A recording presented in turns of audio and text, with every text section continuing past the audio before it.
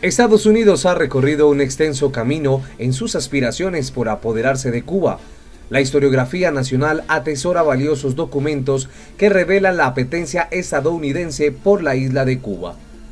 Desde aquellos inicios hasta hoy, los círculos de poder de los Estados Unidos han considerado que Cuba debe estar bajo su influencia, concepción manifestada por todos los gobernantes norteamericanos a lo largo de la historia.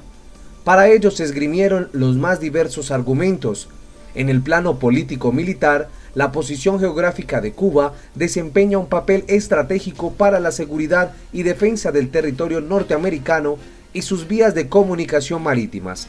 En el plano económico, la isla es codiciada por su clima, fertilidad de suelo, recursos naturales, puertos y vías de comunicación por mar.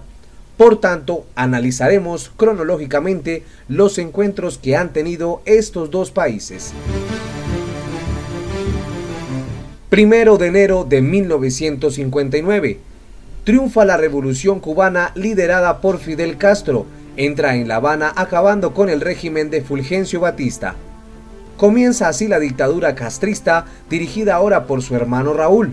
Se aprueba la ley de reforma agraria por la que los terratenientes pierden los latifundios. Apenas instalado en el poder, el gobierno revolucionario inició el desmantelamiento del sistema político neocolonial. Se disolvieron los cuerpos represivos y se garantizó a los ciudadanos, por primera vez en largos años, el ejercicio pleno de sus derechos. La administración pública fue saneada y se confiscaron los bienes malversados. De esta manera se erradicó esta tan funesta práctica de la vida republicana. 1960. El Congreso de Estados Unidos autoriza al presidente Eisenhower a establecer y mantener un embargo total sobre todo el comercio entre Estados Unidos y la isla. El 29 de junio de 1960, Estados Unidos suspende sus importaciones de azúcar de Cuba, luego de que Castro nacionalizara la refinería Texaco, que no quería procesar el petróleo que llegaba de la Unión Soviética. El 19 de octubre del mismo año, Estados Unidos instaura un embargo económico parcial sobre Cuba y el 3 de enero de 1961, Washington decide romper relaciones diplomáticas con La Habana. El 16 de abril de 1961, Fidel Castro anunció que Cuba se regiría bajo un gobierno de carácter socialista. 3 días después, el ejército de Castro logró repeler una invasión de exiliados cubanos apoyados por la CIA en Bahía Cochinos. 1962. Se produce la crisis de los misiles. El presidente Kennedy anuncia que se han descubierto en Cuba misiles ofensivos de la Unión Soviética. Nikita Khrushchev acepta retirar los 42 misiles que ya estaban montados en San Cristóbal.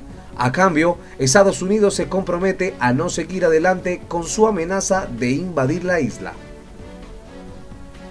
En 1962, Cuba es expulsada de la OEA.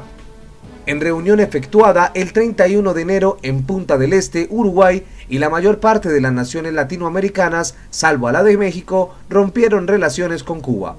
47 años después, Cuba rechaza la posibilidad de ser incorporada a la organización. La posición de Cuba se fundamenta en el historial de crímenes en América Latina y de complicidad ante las acciones nefastas de Estados Unidos en el área. Del mismo modo, Kennedy también tuvo que aceptar el desmantelamiento de otra base de misiles, en ese caso estadounidenses, instaladas en Turquía. 1964. La Ley de Ayuda Exterior y de Apropiaciones a las Agencias Relacionadas de 1964 prohibió al Export-Import Bank de Estados Unidos garantizar o participar en la extensión de créditos a la exportación hacia un país comunista, categoría que Washington consignó a Cuba. El gobierno norteamericano ordenó el despido de todos los trabajadores cubanos, aproximadamente unos 2.500, de la base naval de Guantánamo. Bajo presión de Washington, los miembros de la Organización de Estados Americanos impusieron un bloqueo sobre todo el comercio con Cuba, excepto en alimentos, medicinas y suministros médicos. 1990. El gobierno cubano decreta el periodo especial en tiempos de paz, por el que impone restricciones en el consumo y la economía. La caída de regímenes comunistas en los años anteriores han provocado el desabastecimiento del mercado cubano y la escasez del petróleo. 1998. Se anuncian nuevas medidas destinadas a ayudar al pueblo de Cuba en respuesta a los reclamos del Papa. La reanudación de los vuelos charters directos, del envío de remesas a familiares en Cuba, el proceso de otorgamiento de licencias para ventas de medicinas a Cuba. Año 2000.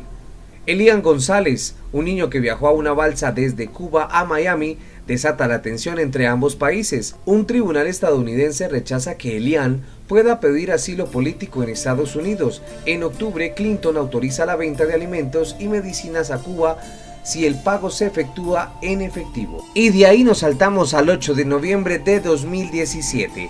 Los departamentos de Estado, Tesoro y Comercio emitieron nuevas disposiciones y regulaciones para implementar acciones coordinadas para recrudecer el bloqueo a Cuba, las cuales habían sido anunciadas el 16 de junio por Trump e incorporadas en la directiva titulada Memorando Presidencial de Seguridad Nacional sobre el fortalecimiento de la política de los Estados Unidos hacia Cuba.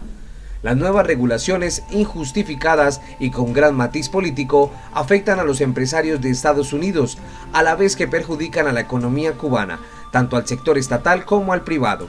Las medidas confirman el retroceso que tienen lugar en las relaciones bilaterales como resultado de las decisiones adoptadas por el gobierno del presidente Donald Trump y no ocultan su trasfondo subversivo.